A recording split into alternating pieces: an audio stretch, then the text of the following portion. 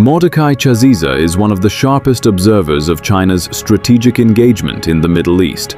A senior lecturer at Ashkelon Academic College and a research fellow at the University of Haifa, he has spent years analyzing how Beijing expands its influence across the Middle East and North Africa. In his article, Behind the Beijing Summit, Taiwan, Iran, and a New Great Power Deal, published in the Jerusalem Strategic Tribune, Chaziza delivers a powerful message. The meeting between Donald Trump and Xi Jinping may be about much more than trade, tariffs, or diplomatic theater.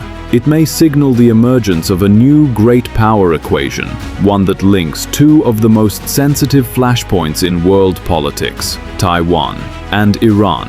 Chaziza is careful. He does not claim that Washington and Beijing are preparing a formal grand bargain. There is no public evidence that the United States is ready to trade Taiwan for Chinese pressure on Iran.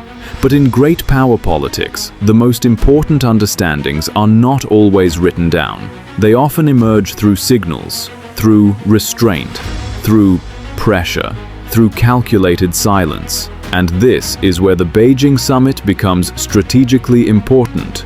For Donald Trump, the logic is clear. If China can be pushed to limit Iran's room for maneuver through sanctions enforcement, reduced economic support, or greater diplomatic distance from Tehran, Washington gains leverage in the Middle East without being dragged into another prolonged crisis.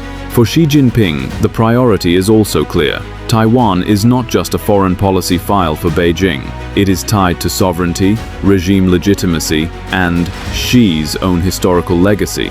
So, if Washington lowers the temperature around Taiwan, even modestly, Beijing may see an opportunity to reduce pressure while protecting its core interests.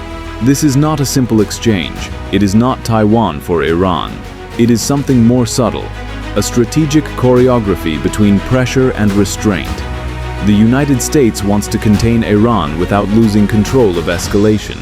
China wants stability around Taiwan while preserving influence in the Middle East, and both powers understand that regional crises are no longer separate. The Indo-Pacific and the Middle East are now connected theaters in a broader struggle over leverage, influence, and strategic limits. For Israel and the wider Middle East, this matters enormously. If China becomes more active in shaping Iran's behavior, even indirectly, it could affect Tehran's calculations on sanctions, nuclear positioning, and proxy activity. But it also means that Middle Eastern security may increasingly be viewed through the lens of US-China rivalry. In other words, the future of Iran may no longer be decided only in Tehran, Washington, or Jerusalem. It may also be shaped in Beijing. Chaziza's central warning is clear. The world may be entering a new phase of classical great power politics, a phase where one crisis is balanced against another, where Taiwan, Iran, Washington, and Beijing become part of the same strategic conversation, and where restraint in one region can become leverage in another. This is JST Situation Room, and this is the strategic conversation the world must have.